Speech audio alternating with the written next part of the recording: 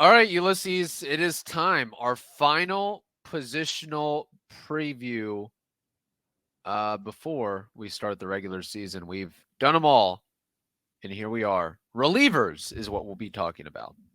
Last but certainly not least, especially because of skill. So let's get started right now. You are Locked On Rays, your daily Tampa Bay Rays podcast, part of the Locked On Podcast Network, your team every day. Hello, my name is Kevin Weiss. I'm Ulises Sambrano.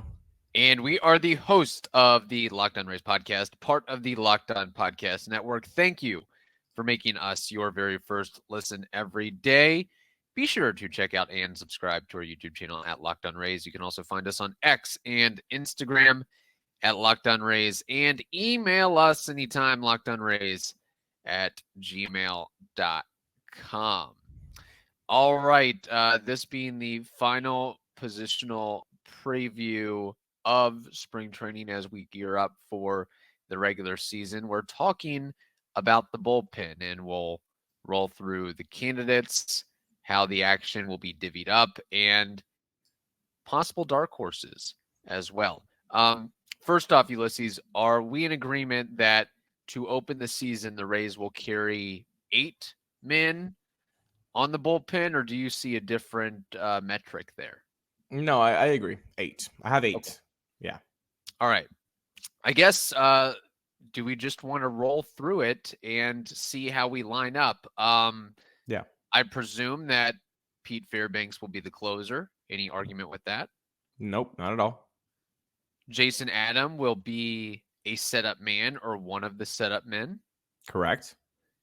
Colin Poche will squeeze in there as well as a possible setup man.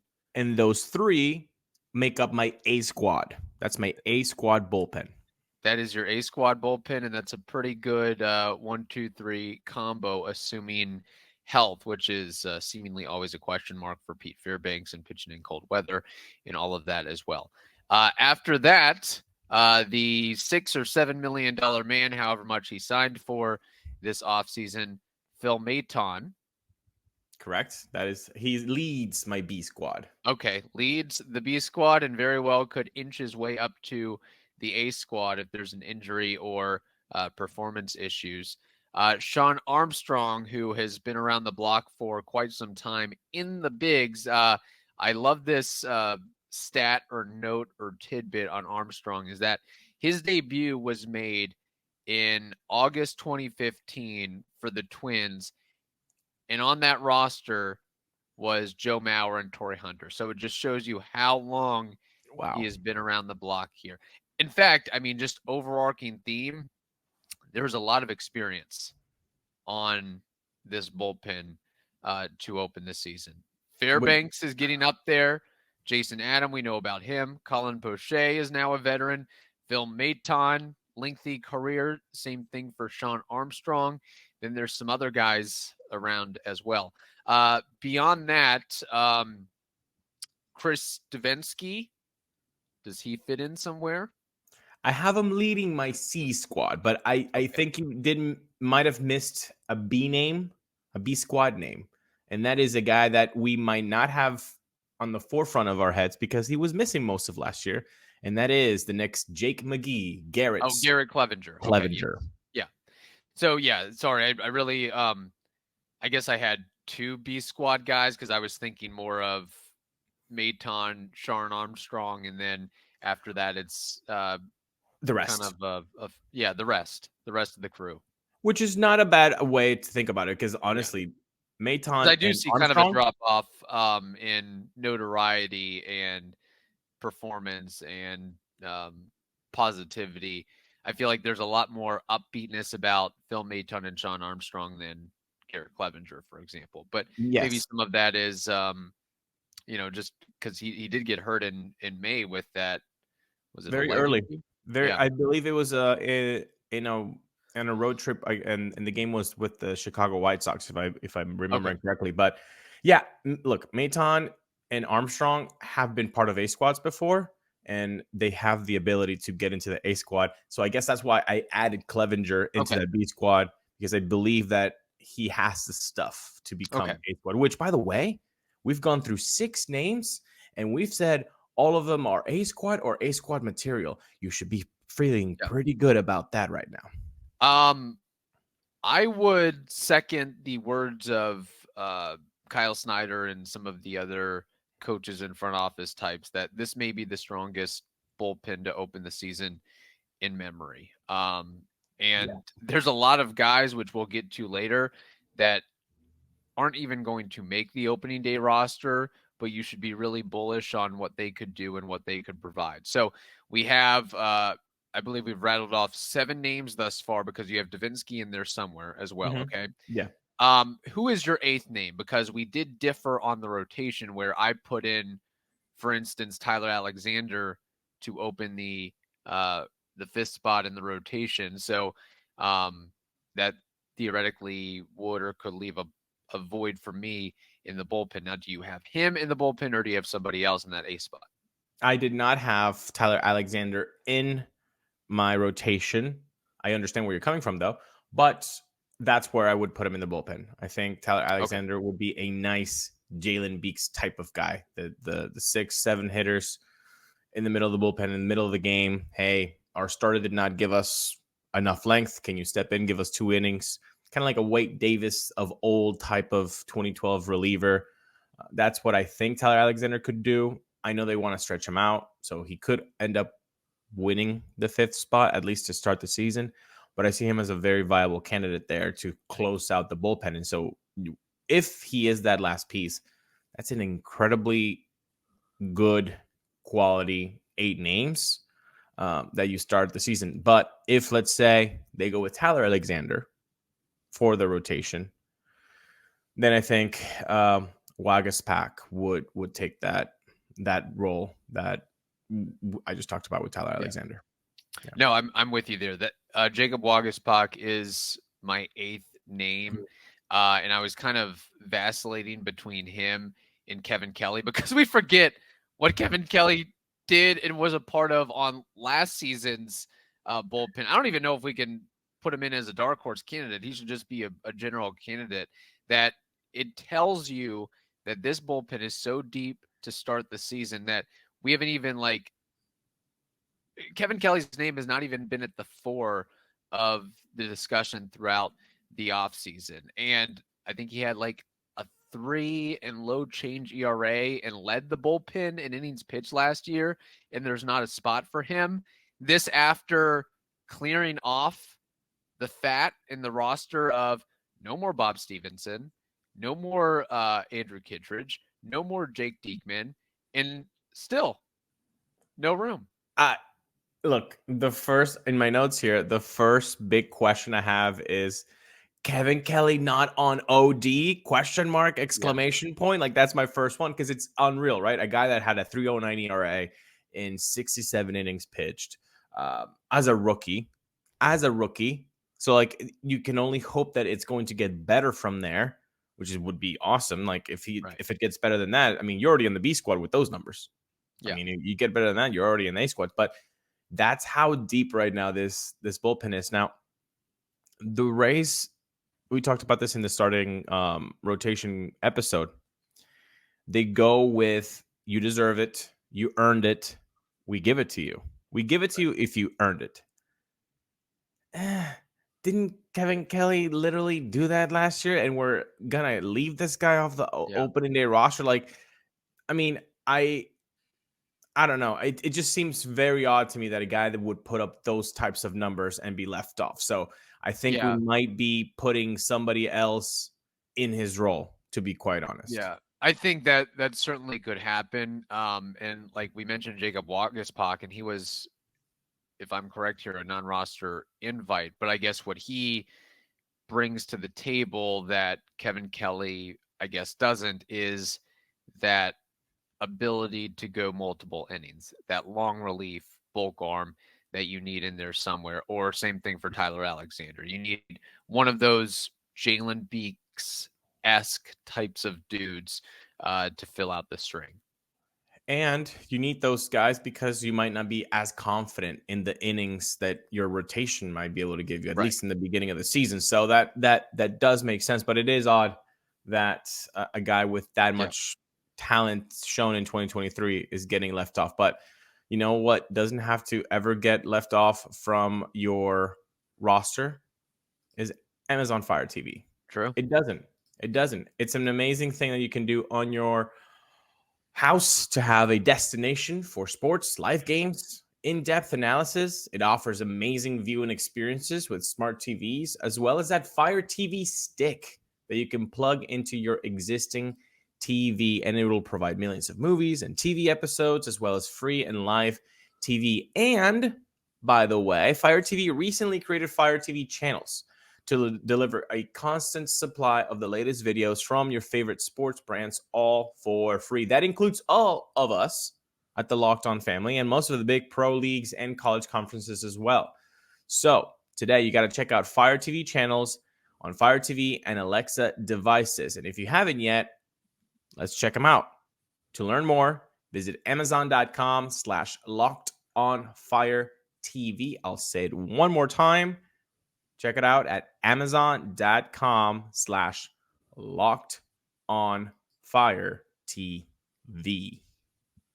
All right. We also want to tell you about FanDuel. Say goodbye to busted brackets because FanDuel lets you bet on every game of the tourney. Whether you're betting on a big upset or a 1 seed, it's time to go dancing on America's #1 sportsbook. Right now, new customers get $200 in bonus bets if your first $5 bet wins. That's $200 to use on point spreads, money lines, and you can even pick who's going to win the entire thing. So all you have to do, it's easy. Just visit FanDuel.com/LockedOn, LOCKEDON, and bet on college hoops until they finally cut down the nets. Again, I'll repeat it one more time.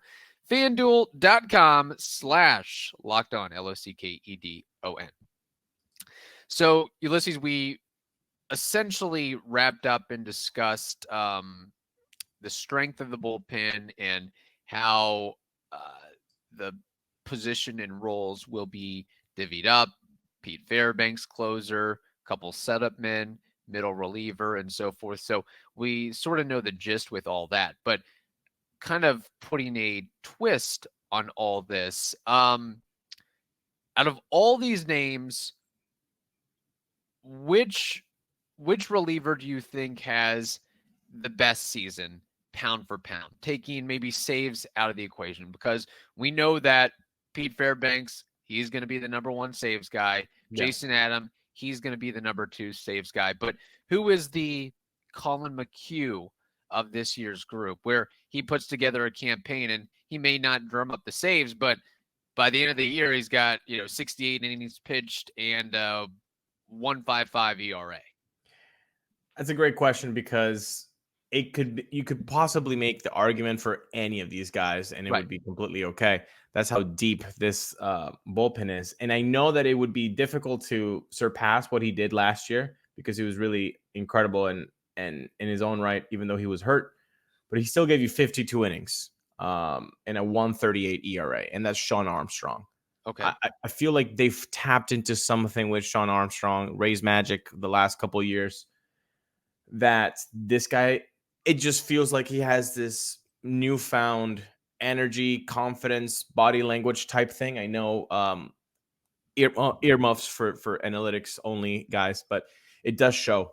It does show on the mound that he knows what he wants. Like, it's just, and the stuff is there, man. Like, it's been really fun to watch him grow as a pitcher with the Rays. And I know that it would be very difficult to surpass what he did last year. 1.3 WAR for a reliever, and he was hurt, people, and he still gave you 52 innings. Like, that's an amazing. I think he rattled off something like 30 innings and like 2 earned runs for a while. Like, just nasty stuff. So I think he can do it again. I'm gonna go with Shawn Armstrong. Okay. I am going to. That's a good choice. I will go with Phil Maton. Just based on the amount of money that the Rays have levied to him, and I think looking uh, under the hood there, the spin rates, the soft contact, the combination of the fastball and the curveball, and well, really another reason why I think the Rays signed him is the playoff pedigree and what he's able to do when the moment counts the most. But I think they're going to be able to unleash some untapped potential with him.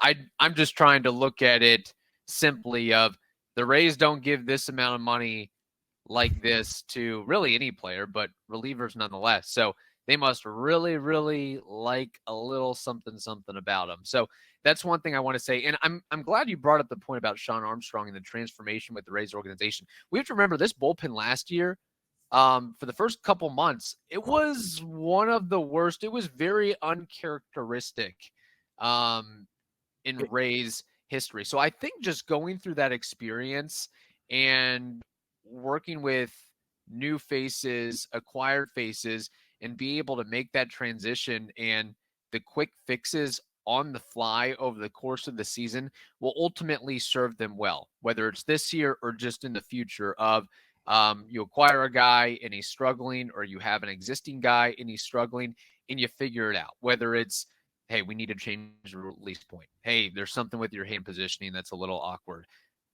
Jake Diekman, for example, last year, yeah, you got 4 or 5 pitches. You don't need them all. Just focus on the 2 best ones that you have.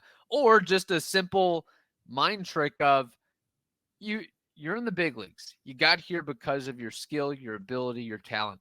Just focus on throwing strikes and good things will happen. A mentality shift. And I think going through all that they went through, where the bullpen was one of the worst in baseball, to become one of, if not the best in baseball, with like doubling the strikeout rates of players in some instances, I think it's a really good learning moment for this organization going forward.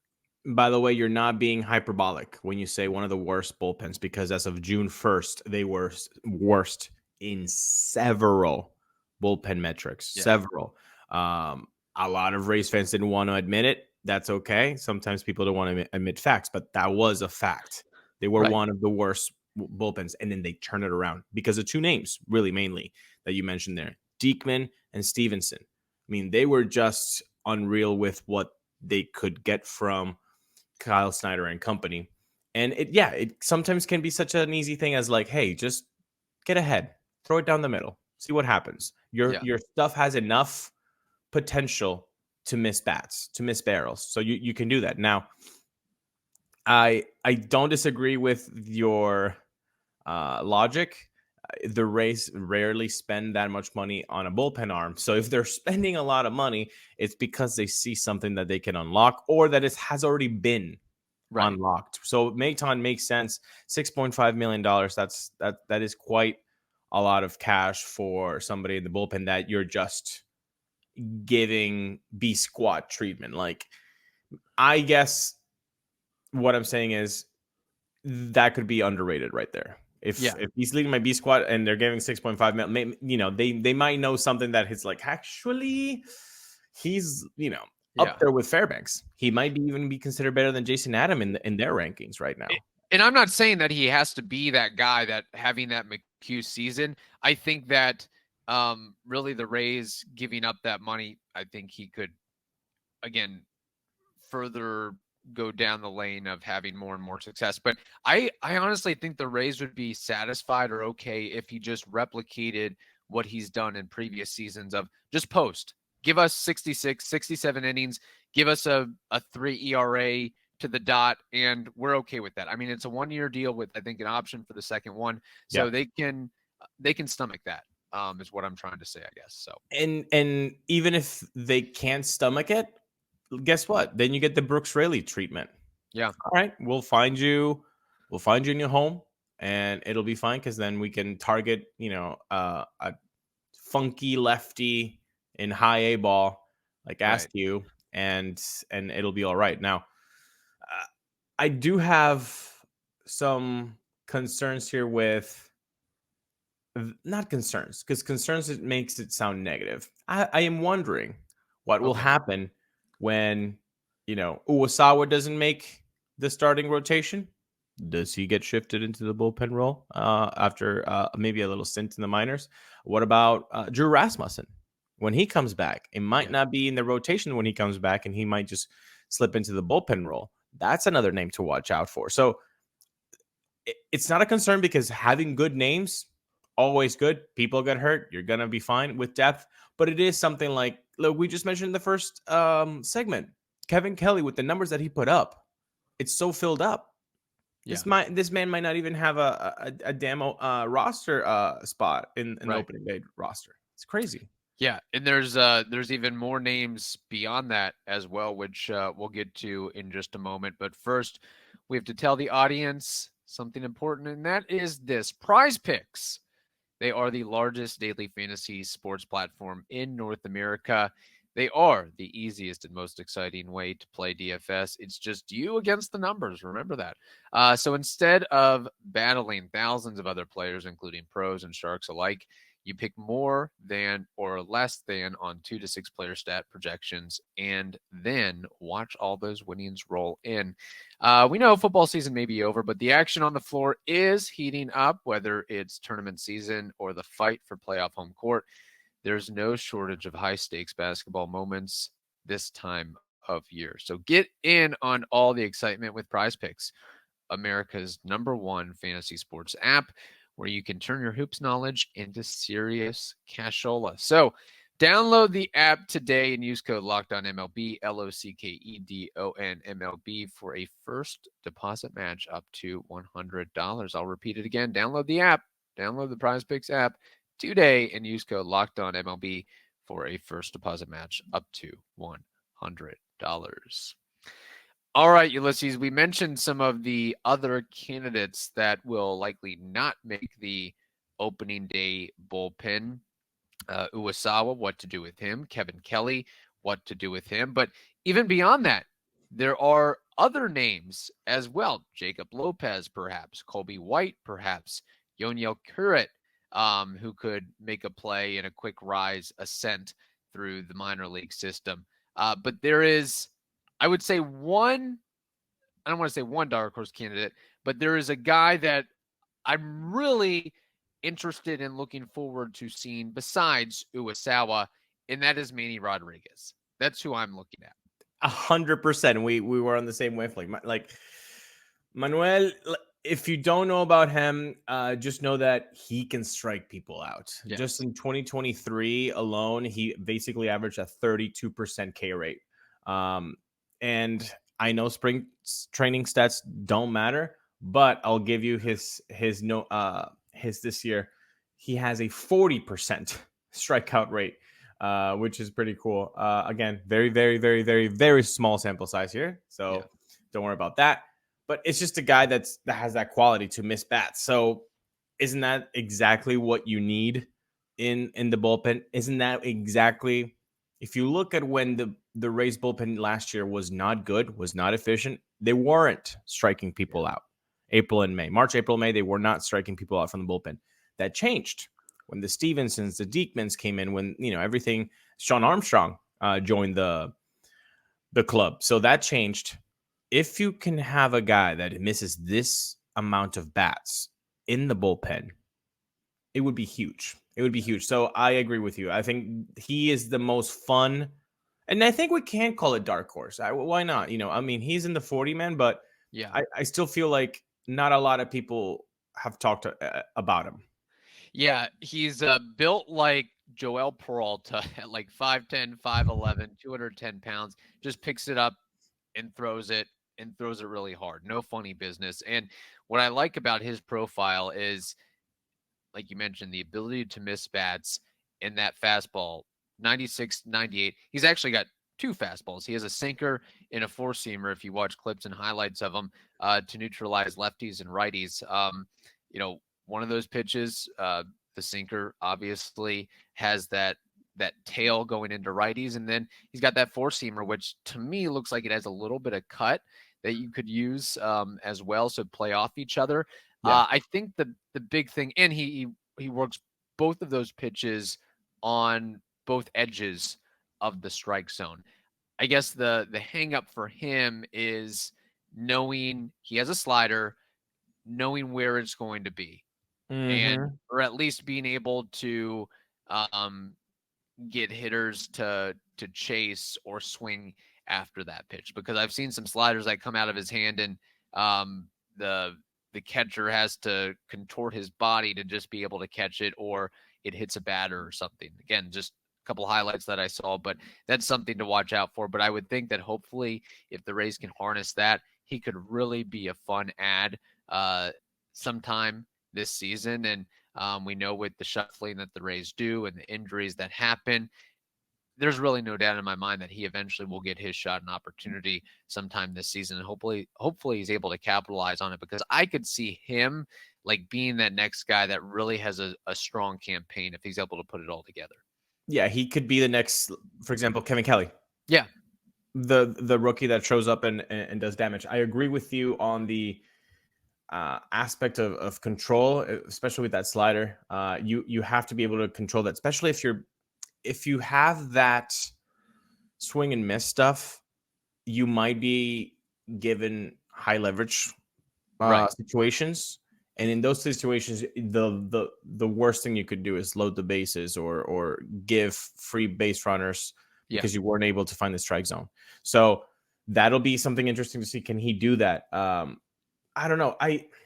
I'm really, when you look at this bullpen in its all totality and all of the names that we have said, I don't think we've missed any big names. Let me look. I guess we missed Jake Odorizzi, depending on whether you'd have him in the rotation or the bullpen, and maybe going on down the list, Erasmo Ramirez. That's about it. We've mentioned Uwasawa and a lot of the other guys as well, too.